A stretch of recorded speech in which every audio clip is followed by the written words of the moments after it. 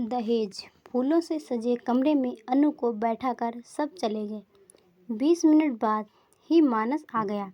जैसे ही मानस पास आया, अनु बेड से उठ खड़ी हुई और गुस्से से पैर पटकती सोफे पर जाकर बैठ गई। मानस ने पूछा, इस गुस्से का कारण? तो अनु फट पड़ी बोली, आपको बीवी नहीं दहेज चाहिए था, अब उस पैसे के साथ ही रहिए। आपके जैसे आदमी को मैं अपना पति नहीं मानती।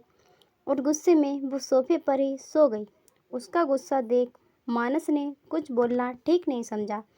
घर में बहुत ही रिश्तेदार आए थे, सबके सामने तमाशा नहीं चाहता था, इसीलिए वो भी चुपचाप सो गया।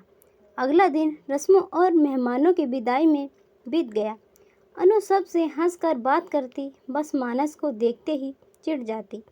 मानस ने हंसी मजाक कर कई बार उसे छेड़ने की कोशिश की, पर अनु का गुस्सा वैसे ही रहा। अरेंज मैरिज थी। अनु की सास ससुर के साथ मानस उसे देखने आया था, तब सब कुछ ठीक ही लगा था। सुलझे हुए पढ़े लिखे लोग, मानस को मजाकिया स्वभाव उसे भाग गया था। ससुर जी ने उसके पापा से कहा, हम लेन देन में यकीन नहीं रखते, पर आप अपनी बेटी दे रहे हो तो हम भी बदले में आपको अपना बेटा सौंपते हैं। आज से मानस को दामाद नहीं बेटा समझिएगा। उनके विचार सुन अनु बहुत खुश हुई थी। स्वामिनी अनु को दहेज के नाम से नफरत थी। 2 महीने की सगाई में मानस के व्यवहार से कभी नहीं लगा था कि वो लालची होगा। शादी के 1 हफ्ते पहले अनु की मम्मी की तबीयत खराब हो गई। एंजियोग्राफी करवानी पड़ी। अनु शादी टालना चाहती थी, पर मम्मी नहीं मानी। शादी के दिन फेरों के बाद जब वो विदाई के लिए तैयार हो रही थी, तो पास के कमरे से उसके पापा और मानस की आवाज़ आई। पापा मानस के आगे हाथ जोड़े खड़े थे। मैं जल्दी ही 3 लाख रुपए दे दूंगा दामाद जी।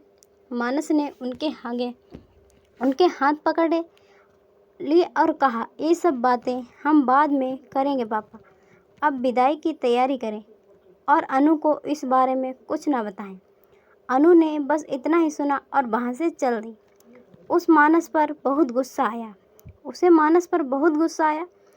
पढ़े लिखे मानस से ये उम्मीद नहीं थी उसे। एक मन तो हुआ कि बहुत हंगामा करे, फिर पापा की इज्जत और माँ की तबीयत का सोच चुप रह गई।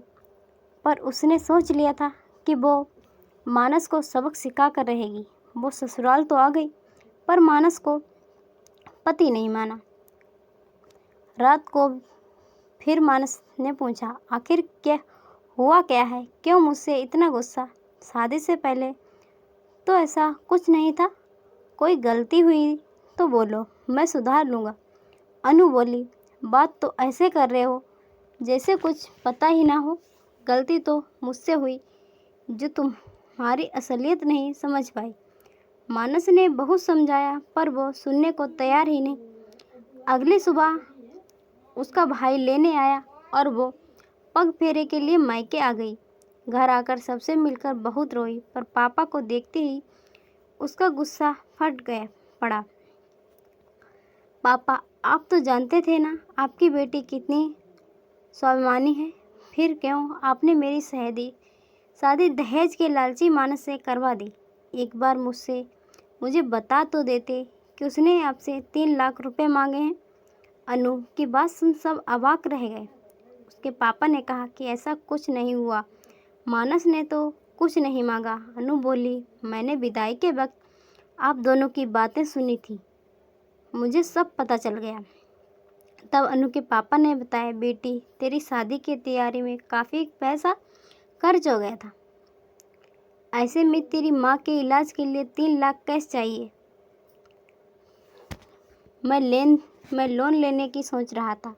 तभी मानस ने कहा कि वो हॉस्पिटल का सारा खर्च उठाएगा, आखिर वो उसकी भी माँ है। मैंने उससे कहा कि मैं थोड़े थोड़े करके पैसे लौटा दूंगा, पर वो नहीं माना। बोला, अब उन पैसों के बारे में कोई बात नहीं होगी और तुझे ये सब बताने को मना किया।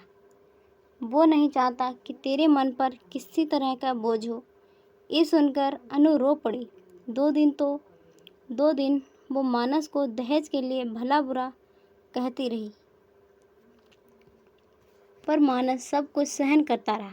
कितनी ऊंची सोच थी मानस की। शाम को मानस उसे लेने आया तो वो उसके साथ घर आ गई।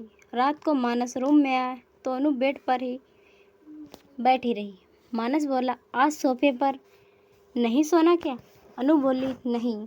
मानस ने फिर पूछा, तो क्या आज मुझे सोफे पर सुलाने का इरादा है? अनु ने उसे सारी बात बताई और अपनी गलती के लिए माफ़ी भी मांगी। मानस ने उसे गले लगा लिया और शरारत से पूछा, तो फिर आज सोफा खाली ही रहेगा? दोनों खिलखिला दिए।